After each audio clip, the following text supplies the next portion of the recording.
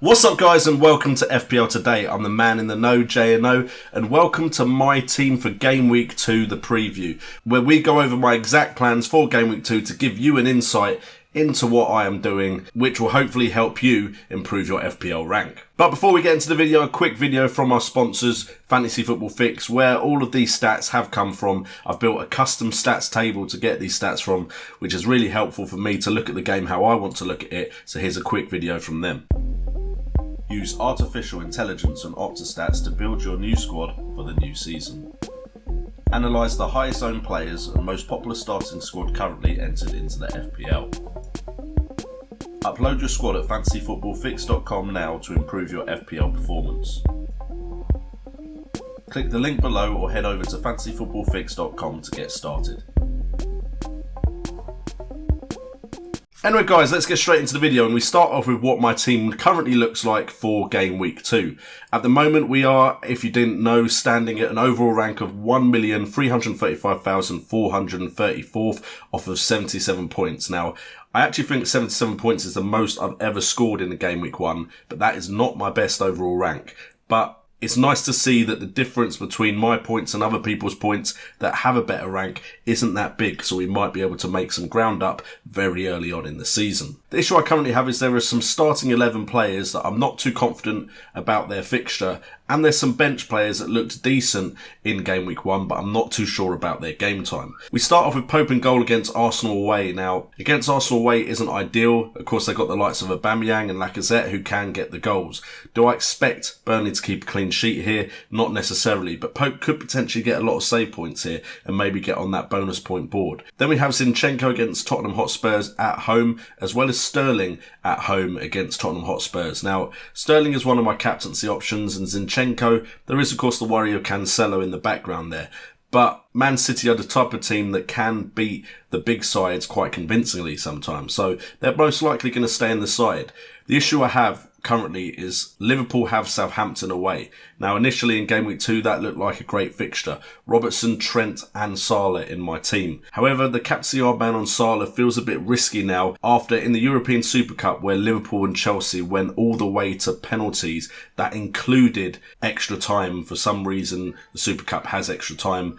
I personally think that's a stupid decision. But now I'm worried because Salah played 90 minutes plus 30 minutes, a full 120 minutes. Trent was a substitute on, so didn't play the whole game, so I'm hopeful there of Trent still being a key figure. Robertson also got subbed off, so I'm hopeful they're still options for me. But Salah as captain seems a bit of a risk. Sterling as captain seems a bit of a risk because they're against a decent side in Tottenham. So that's a dilemma I've got right there. Then we've got the other players in the side. We have Fraser and Wilson, both against Aston Villa away. Now Wilson actually scored the majority of his goals last season away from home, and having looked at Aston Villa's defence and how they conceded near the end of the game, I'm hopeful for some points off of these lot here. I also expect Aston Villa to score some points in this one as well if you have any Aston Villa options.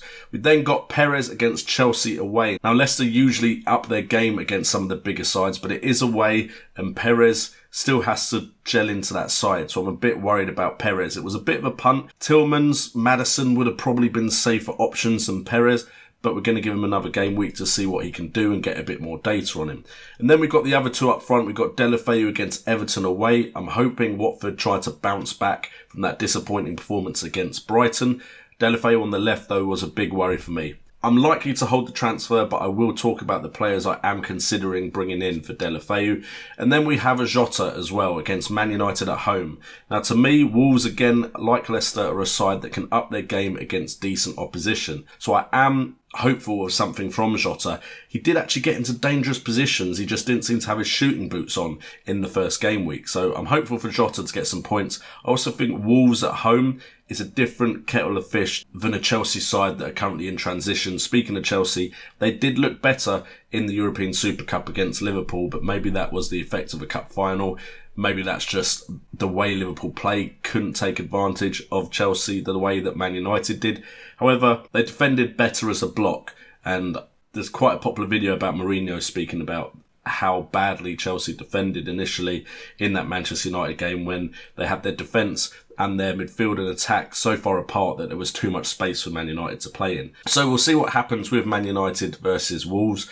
at Wolverhampton. But there is worry about this side going into a game week where I need to get some points to start climbing that overall ranking. As for the bench I have Button, of course, who is unlikely to start against West Ham at home. That'd have been a nice one if that was Ryan. I am a bit disappointed that Bournemouth now have Aaron Ramsdale potentially being their number one goalkeeper, and he's priced at 4.5.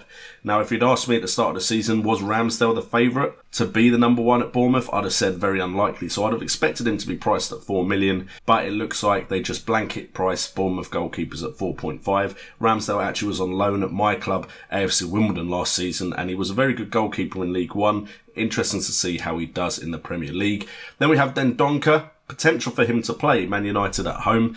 Dendoncker could have got points returned in game week 1. Lundstrom also looked decent, and this is kind of why I went with this formation, is because I've now got 2 bench players that I have some confidence in actually starting some games. Now, Crystal Palace at home, Sheffield United could be a bit more adventurous, maybe play a more attacking midfielder in Lundstrom's position. They brought on Freeman for Lundstrom in the game against Bournemouth when they needed to get a goal. So I'm a bit worried about Lundstrom, but he did look good on the field. So Lundstrom and Dendoncker, both nice budget options for me. And then we've got Rico. Now, Lloyd Kelly is reported to be the favourite left back for Bournemouth, but he's injured for at least a couple more weeks as far as I'm aware. So Rico could also start. If he starts against Aston Villa away, again, I don't think there'll be clean sheets, but he did have a decent attacking threat as a left back in the game against Sheffield United. So what position am I looking to change?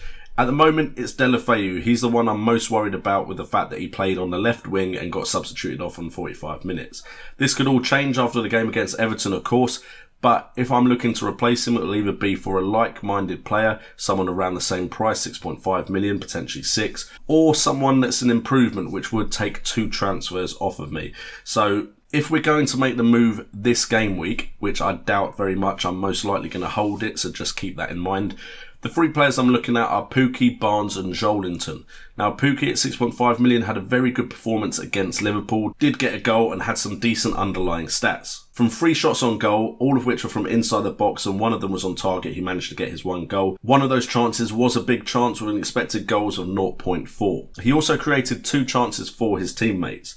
Barnes, on the other hand, the fixtures don't look as good. Pukki has Newcastle at home and then Chelsea at home, whereas Barnes has Arsenal away and Wolves away. Not the ideal fixtures for Burnley. However, we can't deny the underlying stats from his first game. Barnes, 2 goals from 4 shots, all of them inside the box, 3 of which are on target. 1 big chance, and his expected goals was at 0.6.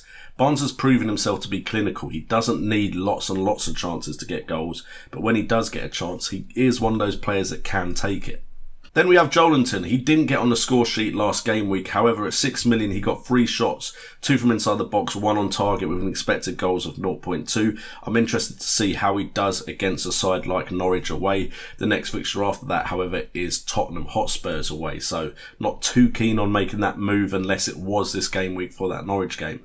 And then, of course, if I was going to make 2 moves next game week, Rashford is someone I'm looking at. I want to see how he does against Wolves away. If he impresses there as well, even if it's just from an underlying stats perspective, Rashford, or potentially Martial, because he is slightly cheaper, but he doesn't replace Deulofeu, could be in consideration. Wolves away, Crystal Palace at home. Crystal Palace at home would be a nice one to bring in a Man United player for. And Rashford, last game week, he managed to get 2 goals from 4 shots on goal, 2 from inside the box with 2 on target, and 2 big chances overall, with an expected goals of 1.24, one of the best from last game week. So those are the moves I'm planning on making. Like I said, it's unlikely I'm going to make a move this game week. I'm probably going to hold my transfer, so I've got 2 next game week and play potentially what they call a mini wildcard, which means 2 transfers, and I could potentially take a -4 for a third if I felt it was necessary to change my team up a bit. Hopefully that's given you an insight into how I'm thinking going into Game Week 2.